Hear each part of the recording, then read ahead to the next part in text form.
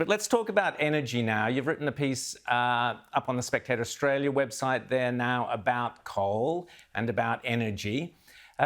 You've basically accused Australia of becoming more like a third world country with these green schemes, which have done a great job of destroying one of the world's most efficient energy markets, which was set up in 1998. It was then called NEMCO. It's now called the AEMO. What do you mean? What have we done to ourselves? Well, all these green schemes have distorted what was a highly efficient market. State-based green schemes in particular have done enormous damage to NEMCO, now known as AEMO. The point that I'm making is that take, for example, Victoria, where by 2028, with the closure of Yallourn and the 2017 closure of Hazelwood, Victoria will have lost roughly 40% of its baseload energy capacity. And my question for both major parties is, what are we going to replace 40% of our baseload energy in Victoria with? Now, as you know, when the wind doesn't blow and the sun doesn't shine, and in the middle of winter, the sun doesn't shine all that much in Victoria, let's be honest, what are we going to replace that baseload power with? Now, Victoria has an abundance of gas, onshore gas, and also gas that can be fracked. Unconventional gas exploration in Victoria, better known as fracking, is banned now in the Victorian Constitution, of all places. So, Rowan, Victoria is running out of gas. AEMO, in a report in March, said that by 2025, gas production will have dropped to such a degree that the state will be running out of gas.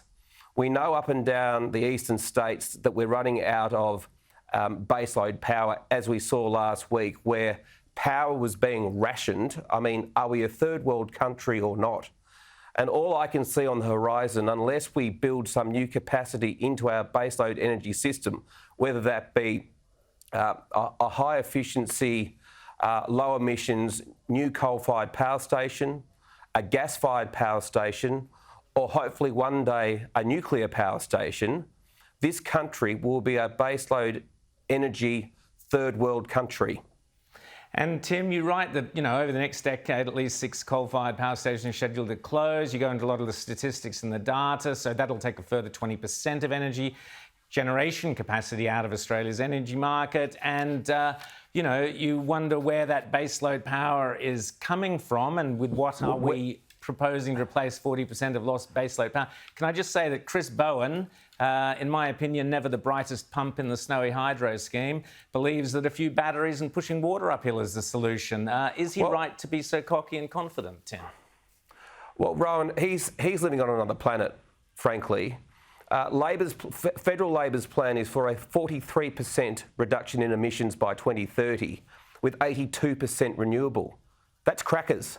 That is absolutely cloud cuckoo land stuff. And the reason why is because, as Peter Dutton quite correctly said on the weekend, for all the best will in the world, renewables don't have the storage capacity. There is no battery that can equate to a coal-fired power station at the moment. I'm terribly sorry to all the teals and the greenies out there who'll be having a heart attack hearing this, but it's true.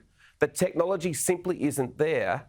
And because of this ideological obsession that many in the media, most in the left and some in the Liberal Party unfortunately have, this country is on a trajectory to having higher energy prices and at peak periods running out of power.